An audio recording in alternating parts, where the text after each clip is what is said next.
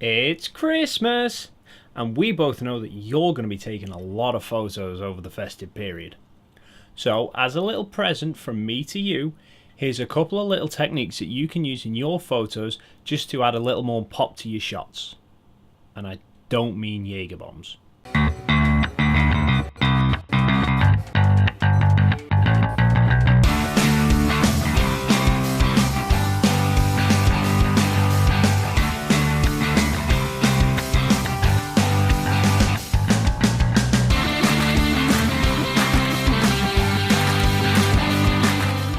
Hi everyone, Dave from DPM Photography back with you, and in today's video I've just got a couple of little techniques for you just to add a bit more character to your photos.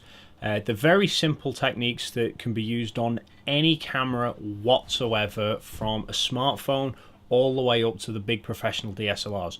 Although if you are using a professional camera, I kind of hope you already know most of these. But let's go. Tip number one. This is what I am calling see things from their perspective. And what I mean by this is how you position yourself compared to whoever it is that you're taking a photograph of. And this is mainly something that I tend to see with adults taking photos of their children. At least I hope it's their children. Anyway, key thing here is if you're taking a photo of a child who's 2 or 3 foot tall and you're 5 or 6 foot tall and you're only a short distance from them, then you're going to be towering above them taking a photo looking down, which means for them to look at the camera is a very unnatural pose because they've got to crick the neck up and it all looks just very uncomfortable. And the other thing is as well is if you're towering above them looking down, then the background of the photo is just going to be whatever the floor is behind you, which is probably not the most flattering looking shot. So the important thing is get down to their eye level. If there's such a height difference like that, then kneel down, crouch down, whatever. Just get yourself more to their level so that they're looking straight at you. Their face is nice and flat, and also it means that rather than the background being the floor 2 foot behind them, it's going to be something that's much further in the background, out the way, and is going to help separate them from the background and just make a generally more pleasing looking photo. Tip number 2. Flash is not just for nighttime. Now, before I started learning about photography, I kind of just presumed that you use a flash when you're in a very, very dark room and you can't see what's going on. And you'd be right to presume that, because if you put any camera or smartphone into automatic shooting, it will only ever use the flash when it is very, very dark.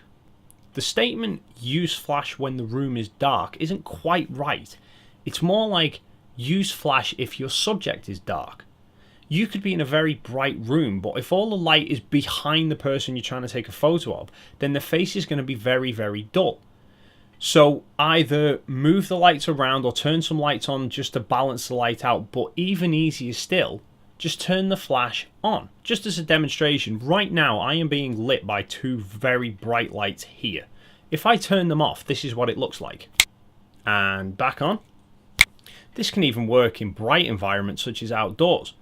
If the sun's behind your subject and they're not getting enough light on the front of their face, then you need to add some from somewhere, and a flash is a very, very easy way to do it. Tip 3.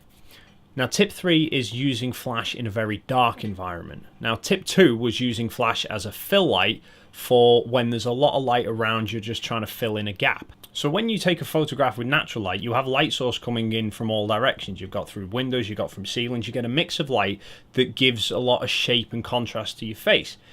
If your main light source becomes a flash that's pointing straight at you, all of that depth disappears and you wind up with a very flat light hitting your face in a very flat image. You also end up with a very harsh shadow in the background behind you. So the way you get around this is to change the direction of the light from being straight in your face to something more natural. So if you're taking a photo with a camera like this that has a pop-up flash, then what you can do is very simply pop your hand in front of the flash like that on a slight angle. So what that's going to do is, rather than fire the flash straight out forwards and put a very flat light on your face, it's going to bounce the light off your hand upwards onto the ceiling, and then that light's going to fall back down on you in a more natural spread out fashion like you would get from normal ceiling light. Trying to bounce light with a smartphone, however, can be a lot harder for two reasons. Firstly, if you put your hand in front of a lens like that, you're going to wind up blocking the shot anyway. Second of all, the light on a phone is not particularly bright, so by the time you've then bounced it up onto the ceiling and back down again, it's going to make basically no difference to your photo.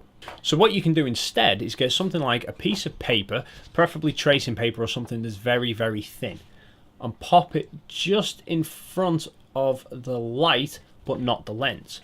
So what that's going to do is soften the light from the flash so you don't end up with the harsh shadows that you would otherwise get.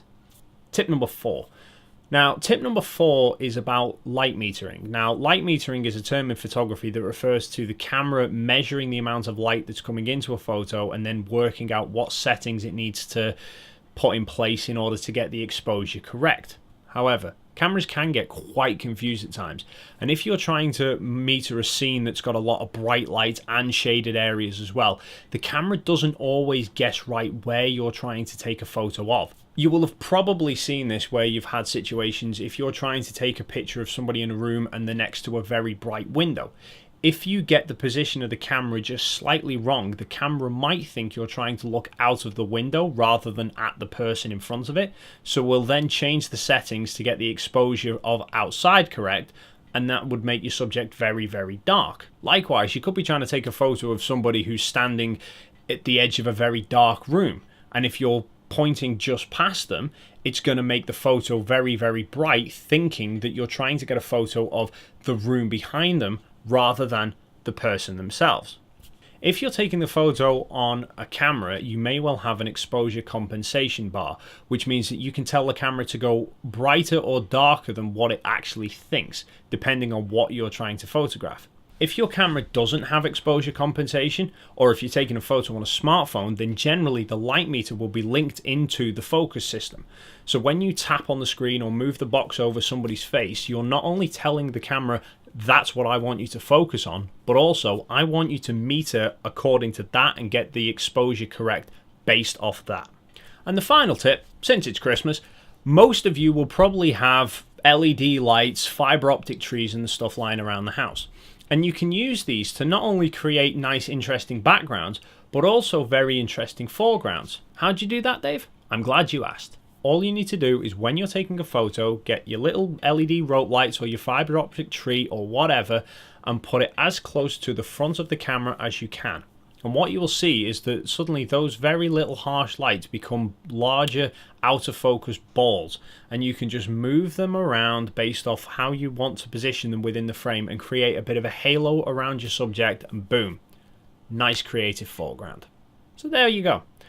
That is my present to you. A couple of simple techniques that you can use to help improve your festive photos this year. I hope you liked it, because I didn't keep the receipt. And I hope everybody watching has a very Merry Christmas and a Happy New Year, and I will see you all 2018.